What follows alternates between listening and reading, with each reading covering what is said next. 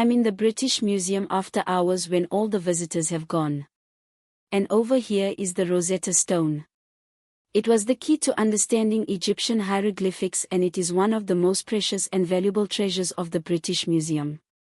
For over 200 years, the Rosetta Stone has been hailed as the key that unlocked the secrets of ancient Egypt. It was the bridge between silence and speech, between forgotten hieroglyphs and living language. So, what we're looking at is actually a replica of the Rosetta Stone, the most important and probably popular cornerstone of But What If We've Been Misled?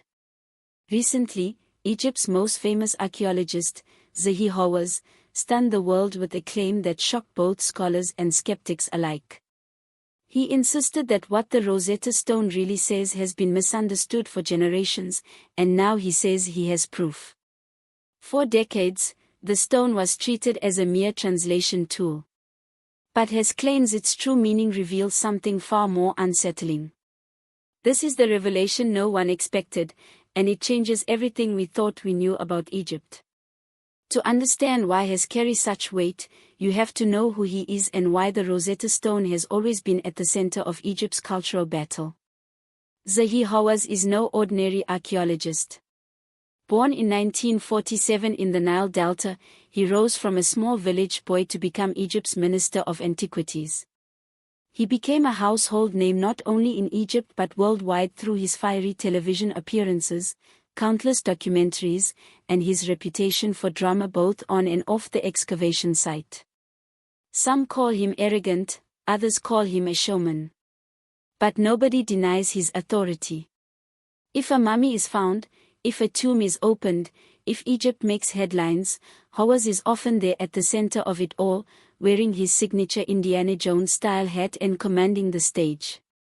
His career has been filled with discoveries, tombs in the Valley of the Kings, pyramids, hidden shafts, but also with battles.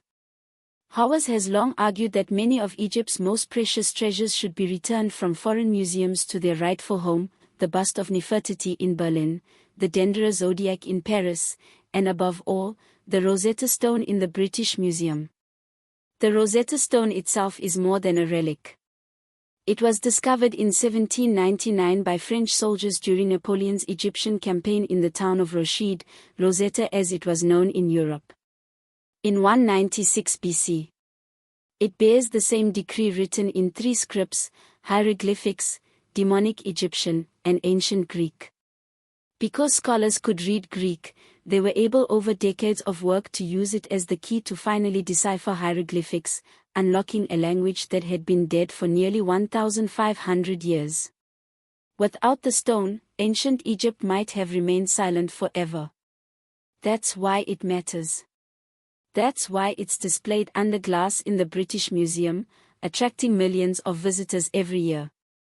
That's why Egypt has repeatedly asked for its return, only to be refused. But here's the twist. For 2 centuries, everyone believed that the stone's importance lay only in its function as a translator, a dictionary between worlds. The text itself, a decree celebrating the young King Ptolemy V and granting privileges to the priests, was treated as ceremonial, even boring. What if that assumption was wrong? What if scholars, blinded by their obsession with language, missed the deeper message encoded in the stone? And what if the man who now claims to have uncovered that hidden meaning is none other than Zahi Hawass, Egypt's loudest, most relentless voice for its past? This is where the story turns. The stone might not just be a key to reading history. It might be history's greatest cover-up. The revelation came quietly at first. Has long campaigned for the return of the Rosetta Stone. But recently, he dropped a bombshell. He declared that the stone was not only misinterpreted but deliberately misunderstood. According to Hawass, when he re-examined high-resolution scans and imaging studies of the inscriptions, he noticed something that had been overlooked. Phrases embedded within the hieroglyphic and demonic sections that didn't match the Greek version. Subtle differences, words out of place, lines that had been dismissed as scribal errors. But to Hawass they weren't errors, they were hints, references, he says, to forbidden knowledge. Knowledge of builders and dynasties older than the official timeline admits. Knowledge of rituals which may have been erased, rewritten or deliberately concealed when Tommy's priests carved the decree. Imagine the scene, a crowded press conference, cameras flashing. Has standing with his trademark certainty. For 200 years, he declares, you have all read the Rosetta Stone as if it were only a dictionary.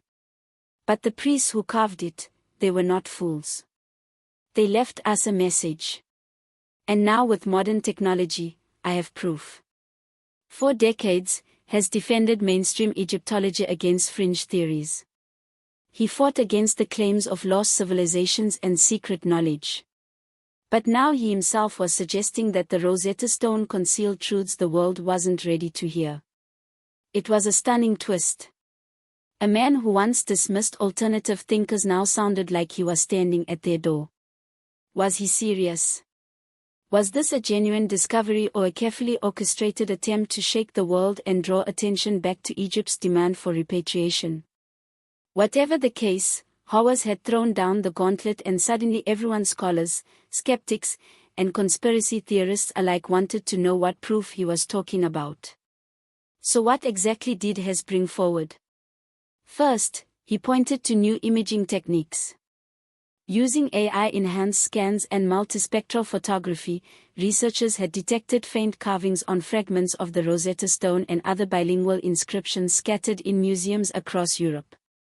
These marks, invisible to the naked eye, suggested that the decree may once have been longer, with sections now missing. Second, has highlighted discrepancies.